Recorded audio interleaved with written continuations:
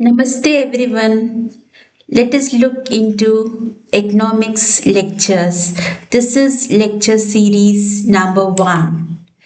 Before we start on to the lecture, let us begin with the powerful Swami Vivekananda quotation: all power is within you. You can do anything and everything. Believe in that. Stand up and express the divinity within you. Swami Vivekananda.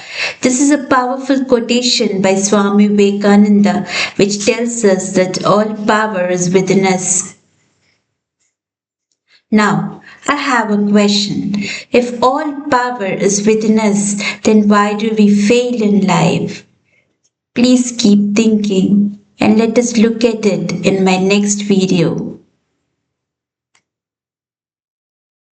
Today in economics, we are going to discuss the below topic: production function with one variable input, law of variable proportion, and short run law of production. All these three mean the same thing. Basically, it is the law of variable proportion. All these three questions have the same answer. To start off, what is production function? Production function is a mathematical presentation of input-output relationship. So here you have the output Q and you have two inputs L and K, labor and capital. And here, as the law says, it is the production function with one variable input. So the variable input here is labor and the constant input here is capital. So the laws of production state the relationship between output and input. So in this particular topic, in short run, the topic law of variable proportions, input-output relations are studied with one variable input labor and the other input capital being constant. So now let us get started with the law of diminishing returns. This is what the law says. The law of diminishing returns states that when more and more units of a variable input are used with a given quantity of fixed inputs, the total output may initially increase at an increasing rate and then at a constant rate, but it will eventually increase at a diminishing rate. This sounds a little confusing, but when you look in a detailed way, you will understand it very well. First of all, here, what is a fixed input? The fixed input is capital. And what is the variable input? Labor. So as you keep changing the variable input, as you keep increasing the number of labor in a firm, what happens? The total output initially increases at an increasing rate and then at a constant rate, and to the surprise of everybody, it actually increases at diminishing rate later, and even the total output falls down. Is it not strange that when you keep increasing the labor, finally the output is not increasing but it is falling down? That is what this law says about. Now, in this law, you can create this own table very simply. So what do? You draw a table like this and you take labor from 1 to 10. It's basically you're increasing the number of workers from 1 to 10. And what do? You write this rate column. And what do here? You start with 20 and you increase it, write it with pencil. You do it, increase it with increasing rate 20, 30, 40, and then constant rate 50, 50, and then you decrease it 40, 30, and then you make it negative minus 10, minus 20. So you can create your own table. You can write the labor from 1 to 10 and the rate you can start at 20, increasing rate, then at constant rate, and then you decrease it. So 20, 30, 40, constant is 50, 50, and then you keep decreasing it 40, 30, and then you also make it negative minus 10 and minus 20. So in this table, once you put the label, rate is something which you are putting it. And then what do? Start with 10, for example. The total product is starting at 10. So 10 plus 20, 30. You fill the total product like this. 10 plus 20 is 30, and then 30 plus 30 is 60, and 60 plus 40 is 100. Basically, I'm adding total product and rate. 100 plus 50 is 150. 150 plus 50 is 200. So in each row, I'm adding up total product and rate and putting it in the next row. So in the first row, my total product is 10 and my rate is 20. So what do? I add those both, 10 plus 20, and I put it in the next row, 30. And then 30, and then rate is 30. I add two elements in this row, 30 plus 30, and I put it in the next row as 60. Similarly, I fill my total product column. And what is my marginal productivity?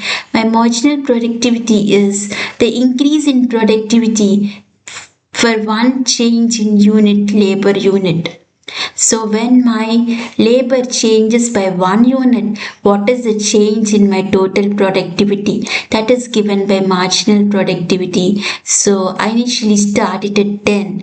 And then if you see the second row, you have total productivity as 30 and the first row as 10. So 30 minus 10 I put on as 20. And then third row, if you see the total productivity is 60. So I just subtract 30, the previous row, from 60 and write 30 here. And similarly, I fill in the marginal productivity values. And then the average productivity values is just the total productivity by labor. So it is just the second column by the first column.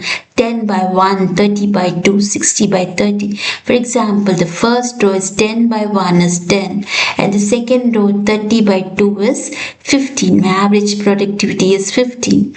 So in this way, I fill my total productivity, marginal productivity, and average productivity values.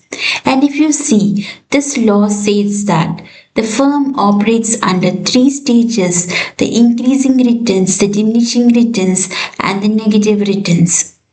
So till here, till labor 6, the firm operates at increasing returns, and after that the firm operates at diminishing returns, and then the firm operates at negative returns. So now, if you plot the graphs, you get the graphs like this. Okay, so you have the total productivity curve, average productivity curve, and marginal productivity curve.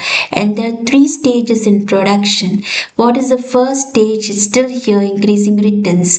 The total productivity is increasing. And how is it increasing? It is increasing at an increasing rate.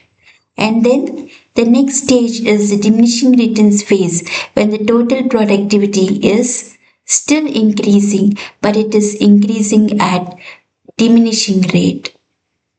And what is happening to the marginal productivity? It is decreasing. And then the third stage is negative returns, when you see that total productivity is actually falling down. So this is surprising to note that when you're increasing the number of labors, the productivity is not increasing, it is falling down. And that is absurd when you see that the number of workers, when there are 8, the productivity is 270, and when you increase the number of workers to 9, the productivity has come down to 260, and when you increase the number of workers to 10, the productivity has come down to 240. So you see the negative returns in the end. When you see that when you're increasing the number of workers, the total productivity is actually falling down, and marginal productivity, if you see, is minus 10 and minus 20, it is negative. So this is what the law says, that when you keep increasing labor, keeping capital constant, what is happening to the productivity? It is first increasing at an increasing rate, and then at a constant rate, and then it is increasing at a diminishing rate, and finally the productivity is falling down. This is what the law says. And finally, what decision can you take from this table? As management experts who need to take a decision by using economics. So the application here is that at what number of workers are you getting the maximum output? You're getting at worker number 7 and worker number 8. If you see, the output is maximum at diminishing returns phase. When you have 7 workers, the output is 240, and when you have 8 workers, the output is 270. So the best number of workers you can employ is 8 because you're getting the maximum output 270 here. But if you cannot afford 8 workers, you can actually go along with 7 workers as well. So that's the end of this topic. And so, leaving you again with the quotation, yes, all power is within you. But if all power is within you, then why are we failing? So, then let's see it in my next video. Thank you, everyone. Jai Swamiji.